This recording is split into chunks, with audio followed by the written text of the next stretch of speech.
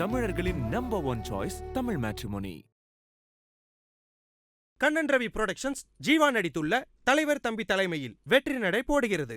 தமிழரின் பாரம்பரிய திருவிழாவை கொண்டாடுவோம் புத்தாடை பொங்கலோடு. The Chennai silks. Let the celebrations begin.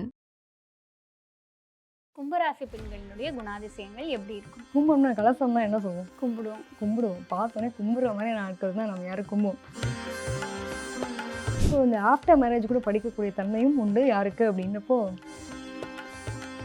பாரம்பரியத்தை விட்டு கொடுக்க மாட்டாங்க. மாமனார் காலில் விழுற மாதிரியான ஒரு சூழ்நிலை அந்த கிரியேஷன்ஸ் எடுத்துக்கலாம்.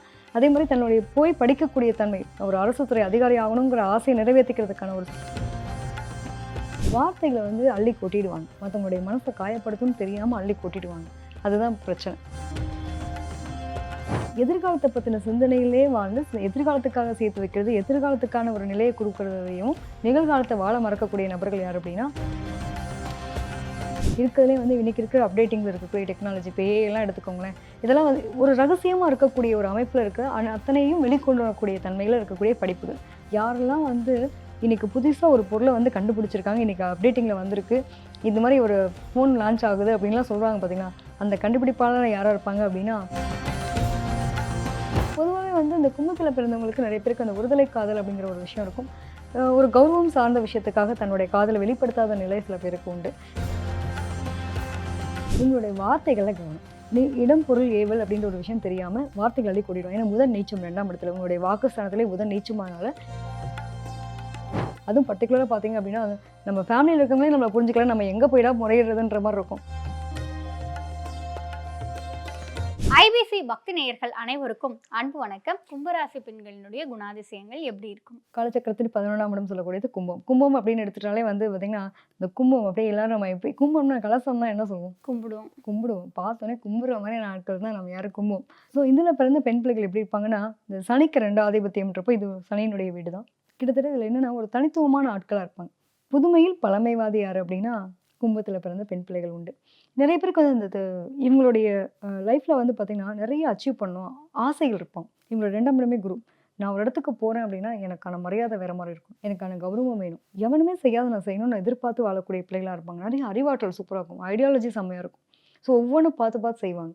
என்னென்னா இவங்களுடைய நாலேஜ் அப்படிங்கிறது ஒரு சின்ன ஒரு டப்பாக்குள்ள போட்டு அடைச்சிட மாதிரி இருக்கக்கூடாது, எப்பயுமே பெருசாக இருக்கணுன்ற மாதிரி தனக்கு இருக்கக்கூடிய அறிவாற்றலை ரொம்ப பெருக்கிட்டே இருக்கணும்னு நினைப்பாங்க. இதில் என்ன இருக்குது ஏது இருக்குது அந்த தேடல் ரிசர்ச்னு சொல்லுவாங்க.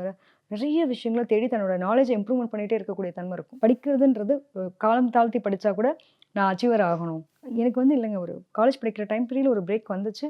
பட் அதுக்கப்புறம் என்னால் கம்ப்ளீட் பண்ண முடியல. இன்றைக்கி பார்த்தீங்கன்னா என்னோட குழந்தை பற்றி நான் இன்றைக்கி முடிச்சு இன்றைக்கி 4 டிகிரி முடிச்சிருக்கேன், பிஹெச்டி வரைக்கும் படிச்சிருக்கேன். எத்தனை பேரை பார்த்துருப்போம்? கண்டிப்பாக. இதெல்லாம் கும்பத்தில் பிறந்த பெண் பிள்ளைகள். ஸோ இந்த ஆஃப்டர் மேரேஜ் கூட படிக்கக்கூடிய தன்மையும் உண்டு யாருக்கு அப்படின்னப்போ, கும்பத்தில் பிறந்தவங்களுக்கு. சூரியவம்சம் படம் மாதிரின்னு வச்சுக்கோங்களேன்.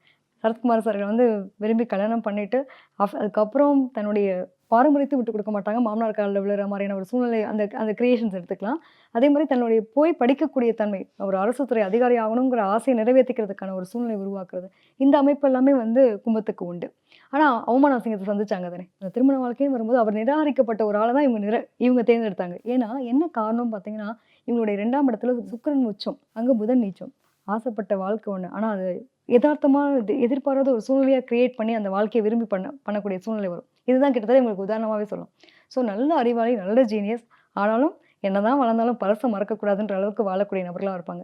என்னன்னா இவங்களுடைய ஒரு சில நேரங்களில் வார்த்தைகளை அள்ளி கொட்டிடுவாங்க. மற்றவங்களுடைய மனசை காயப்படுத்தும்னு தெரியாமல் அள்ளி கொட்டிடுவாங்க. அதுதான் பிரச்சனை.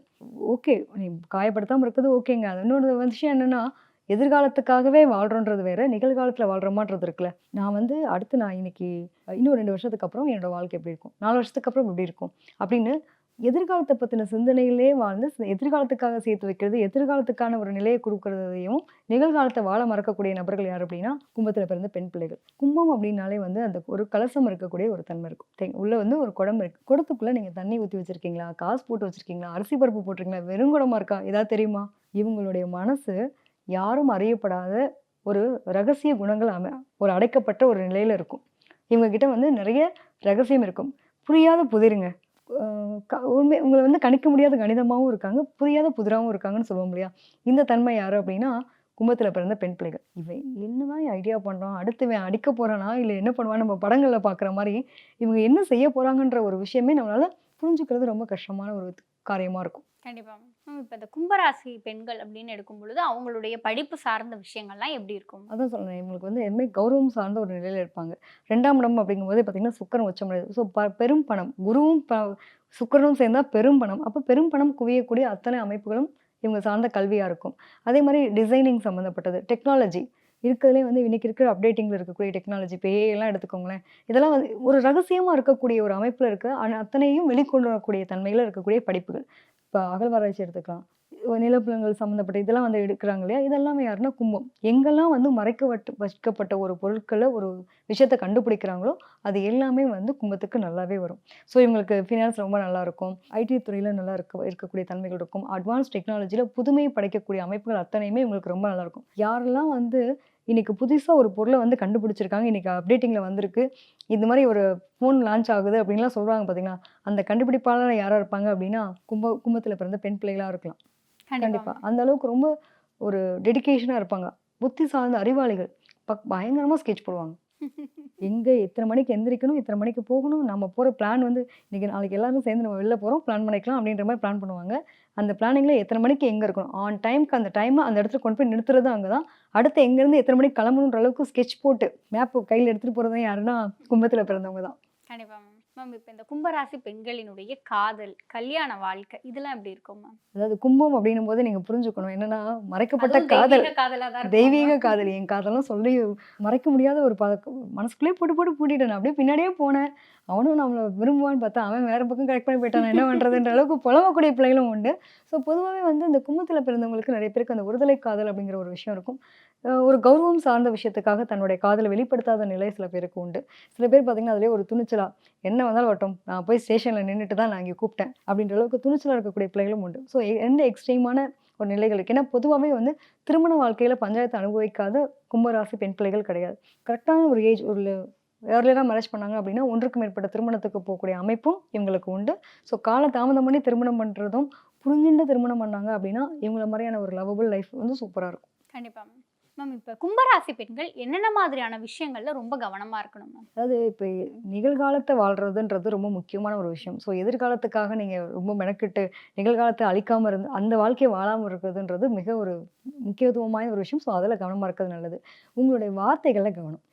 இடம் பொருள் ஏவல் அப்படின்ற ஒரு விஷயம் தெரியாமல் வார்த்தைகளே கூட்டிடும். ஏன்னா முதல் நீச்சம் 2ஆம் இடத்துல, உங்களுடைய வாக்குஸ்தானத்திலே முதல் நீச்சமானால கம்யூனிகேஷன் கரெக்டாக இருக்குது. இவங்க ஒன்று சொல்ல போவாங்க, அங்கே ஒரு ஒருத்தருடைய புரிதலும் வித்தியாசம் இருக்குல்ல.